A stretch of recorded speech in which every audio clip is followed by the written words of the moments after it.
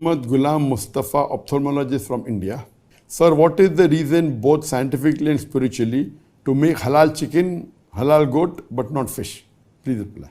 What Dr. Muhammad Ghulam may be asking, that when we slaughter the chicken or the goat, we do zabiha. So why is there not a requirement to do zabiha to a fish? And that's a very good question. As far as Islam is concerned, Quran clearly mentions in Surah Ma'idah, chapter number 5, verse number 96, that lawful for you is the pursuit of the water game. And Allah says in Surah Ma'idah, lawful for you a food of the sea, fresh and tender. So Allah has given permission, it's allowed. And there are various hadith that also says that amongst the dead animal, the only two that are permitted, it is the fish and the locust. So the hadith, and only blood that is permitted is that of the spleen and the liver. So Islamically, it is permitted to have fish without doing zabiha. But we know Islamically, whether goat, chicken, or cow, etc., when we have to eat them, we have to slaughter to zabiha. In zabiha, what we do, there are various conditions. The main is that see to it that the knife is sharp, see to it that it's not in front of other goat, and you do it swiftly.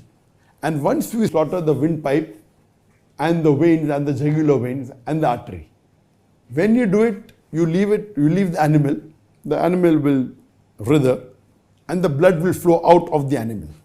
So when you do zabiha, the blood, which is a good media of germs and bacteria, majority flows out of the body. So that's the reason zabiha is compulsory when we are having non-veg food like meat, mutton, beef, etc. Anything, we have to do zabiha. This is the scientific, so that the blood flows out of the body. When the blood flows out of the animal's body, there are less germs and bacteria, because blood is a very good medium of germs and bacteria. So it keeps the mutton or the chicken fresh for longer time. If you have slaughtered by the Islamic method of zabiya, a goat or a sheep or a cow or a chicken, it will stay for a longer time because blood is a very good media of germs and bacteria. So in the normal cases, that if you don't do zabiya, the blood remains in the body of the animal, and even the disease remains, and high chances of you getting the disease. So Islamic slaughtering, zabiya is a must for non-veg. Now the question posed is, why not zabiya for fish? Because fish is sea life, and goat and sheep, they are animals. They don't live in water. The difference in the system is that in the fish, there are gills. And when the fish dies, it gasps. When it gasps, the gills, it sucks all the blood into the gills. So in a fish, when a fish dies, when a fish is brought outside water, it struggles and you find it writhing, and then it dies. So when it's out of water, because the fish cannot breathe, so what happens? When it starts breathing, and it cannot, it can only normally breathe in water. It doesn't have the function to breathe in normal air like how human animals have. So what happens? Most of the blood is sucked by the gills.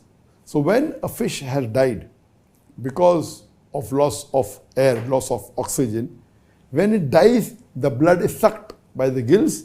That's the reason scientifically the blood doesn't remain in the body of the fish. Number one, the blood of the fish differs from the blood of the goat, the sheep, or the animal. It's not as much of bacteria and toxins as the blood of the goat, the cow, the sheep. And secondly, the blood is sucked. So first of all, this blood is not as dangerous as the blood of the animals. Number two, the blood is sucked. Because the blood is sucked, the germs and bacteria are not there. So eating the fish is safe. This is the scientific reason. Hope that answers the question.